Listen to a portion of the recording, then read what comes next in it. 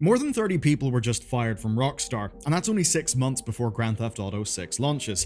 And at the scale of a developer like this, while 30 may not seem like it's a humongous number of people, it is still a lot of people to lose this late, because this late into the day is when development tends to be an absolute all-hands-on-deck scramble. Now, it all begs the question, Rockstar are about to release the biggest game in the world, so how can they afford to lose that experience? Well, according to Rockstar, this was essential because every staff member fired committed, quote, gross misconduct. And that does mean that today's video is going to be a rather spicy one. Rockstar alleges that those staff leaked confidential information, which is a humongous claim. But it's one that the union working with those staff calls, quote, the most blatant act of union busting in the history of the games industry. So yeah, this is very much a story of one massive claim versus another massive claim, and that means today we got to get to the bottom of it as best as we can. This started with the Independent Workers of Great Britain Union making some serious allegations against Rockstar. They called it a calculated attack on workers, and it's one that hit more than 30 people who were fired in the UK alone. Now, included in this bunch are staff whose visas depended on this job, whose medical treatment depends on this job. Now, the IWGB says that everyone was fired, quote, due to trade union activity. Now, here is the key detail. They say every fired individual was part of a private trade union Discord channel, and according to the Register's sources, this channel was used by the staff to, quote, discuss how they could improve their workplace.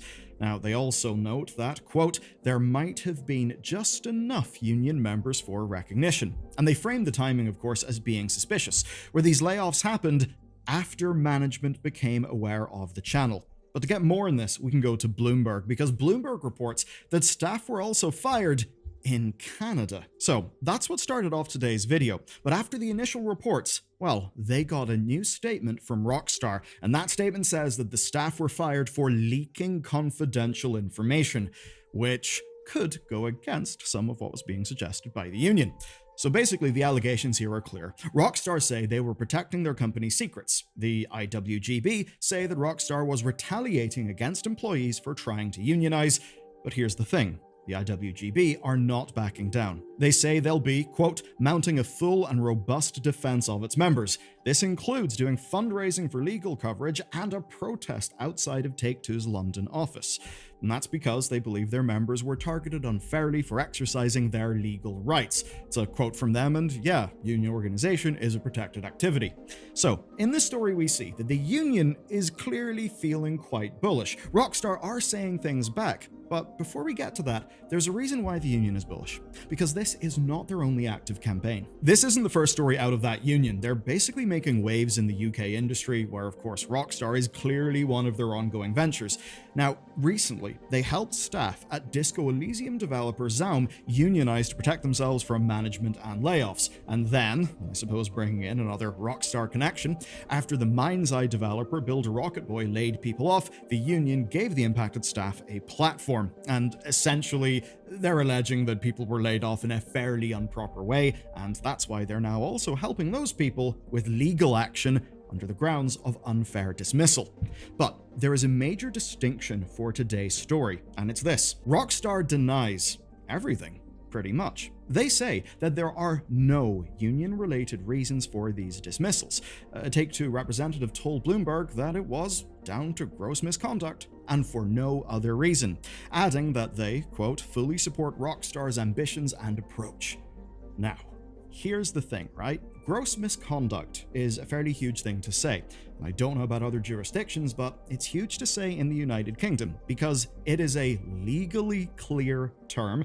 It's a legally clear claim for them to make. So because of that, we need to investigate why Rockstar would say this, because if they were just lying, it would look pretty bad in court. Okay, let's try to take Rockstar at their word for this section. That basically 30 plus staff all behaved in a way that reflects gross misconduct. You might be wondering, okay, it's a serious word, but what does it actually mean? Well, in the UK, it's a legal term. It's the kind that lets you fire staff without pay and without notice, though they are meant to get a chance to first respond to the allegations. Now, the government's own guidance lists what qualifies for this, and it's things like theft, gross negligence, physical violence, or serious insubordination. Now, 30 staff engaging in theft, negligence, or violence is probably a stretch, but serious insubordination? Well, that actually could fit, and the reason why is because it extends to breaking company policies. So maybe that's what Rockstar are arguing here, that maintaining corporate confidentiality almost certainly comes under their policies. Perhaps discussing your workplace or the production of the game you're working on an external public platform could be argued to fall into that category. But there is a tightrope to walk here for Rockstar. The IWGB were quite explicit to Bloomberg. They said, quote, "The only organizers in the chat were labor organizers." And that would make things tricky for Rockstar, because there's a clear reason they're saying this has nothing to do with the union. If they did, it would go very, very badly for them, and here's the reason why. Firing someone for union activity is simply not allowed unless they are taking part in an illegal industrial action. So, if staff in the Discord were acting as employee representatives, that would be a protected activity. Acting as union representatives would be protected. Lobbying to start or to join a union, that's also protected. Under UK employment law, those dismissals would automatically qualify as being unfair. So obviously Rockstar are denying it has anything to do with the union. And that would mean that if staff were to bring it to what's called an employment tribunal, and Rockstar then didn't have a valid gross misconduct claim, well then Rockstar would be liable. And that is why the IWGB do intend to bring legal action here. Because basically, if Rockstar fired over 30 people without valid cause, or are just overreaching on the idea of what actually counts as confidential information, then they could lose the case, and those staff may get their jobs back, which would certainly make for an awkward day in the office, but it could also mean compensation for lost wages and damages, and who knows, if it was particularly egregious, maybe things could get a bit punitive. Now, for the IWGB, it would also be a very clear victory. It would further their movement within the country, which obviously would, if their allegations are true, be quite counter to what Rockstar would have wanted. Again, if you were to take their allegations as being true. Though there's one thing, a question that we've not gotten to yet, and it's a very simple one. Why now? Why would Rockstar staff push for union protection at this precise moment? To tell you why, I've got to go back to 2022. Then, Bloomberg reported on changes to the culture at Rockstar, where essentially Rockstar was becoming a place where staff didn't necessarily feel they would need a union to protect themselves. Rockstar got in quite a lot of bad PR over the years, and Bloomberg sources talked about pledges to, quote, keep overtime under control. So very much a far cry from the, quote, 100-hour weeks and the death marches of 14-hour days that had previously been involved in delivering their games. As an example, back in 2018, after the crunch in Red Dead Redemption 2, before it was released, Rockstar even went so far as to authorize staff to speak out about their experiences to try and change the narrative. And since then, even managers who were framed as bullying or being abusive have been removed from power. Basically, they tried to change a lot in the company. And sources flagged up that the company had also closed their gender pay gap by over half the 2018 figure, down to 13.8%, and that even with all that change, in terms of the actual output, they framed the writing on the new Grand Theft Auto game as being thoughtfully satirical, punching up at people with power instead of down. Of course, Grand Theft Auto has always been a satire of American culture made by Scottish people.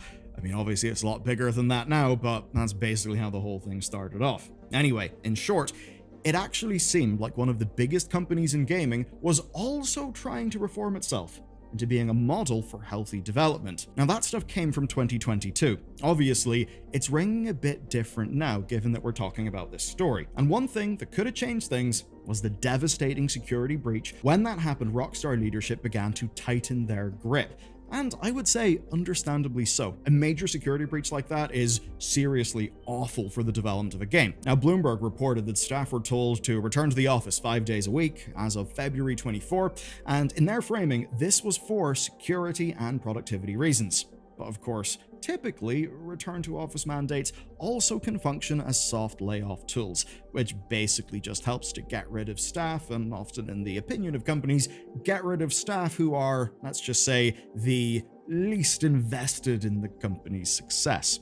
Now, the delays to Grand Theft Auto's release have likely not helped matters here, because staff will be under constant levels of pressure to get the game ready by the new release date, and obviously to not have to do another delay. So, in light of all this, it does make sense that the staff would have wanted some union protection.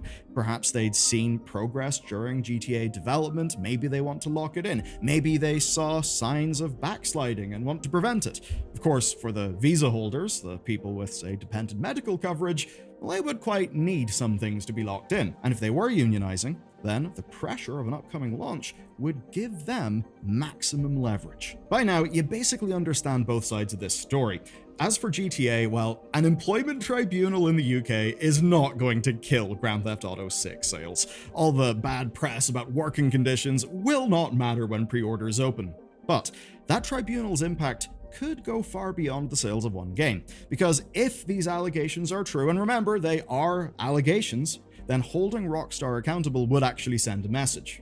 One to the biggest companies in the world, making the biggest games in the world, that they can't treat their employees like this, that they can't fire people who depend on that job for, say, their right to remain in the country, for their medical care, unless they have real, proper reason. And that would mean that if Rockstar's accusation of gross misconduct would hold, well, then they would be proven right, and those staff would have, by, I suppose, the letter of the law, been proven wrong. But more than that, it would require staff seeking to unionize to be a lot more careful about when and where they take action. As an example, in that Discord server, we don't know what was talked about, and I don't really want to speculate in that, but it's the sort of thing that staff would probably need to be more careful about. Obviously, the IWGB losing on those grounds would even discredit their movement. If they aren't, and things are as the IWGB alleges, then Rockstar would have shattered lives over a Discord channel that staff used to discuss how they could improve their workplace. And you would certainly hope that an improved workplace would in the long term be in everyone's best interests. As for this one, we need to wait and see, and ultimately what will decide things, I'd say, is the opinion of a judge, to see how they actually read the cases being made to them. Now, you're probably clicked in this video because you're interested in GTA. And if you're interested in GTA, probably like heists, such as Payday, which may mean you kind of know how Payday 3 was underwhelming. Maybe you're interested in Payday 2. And for that game, there is goddamn huge, huge news. You can find out about it in this video next.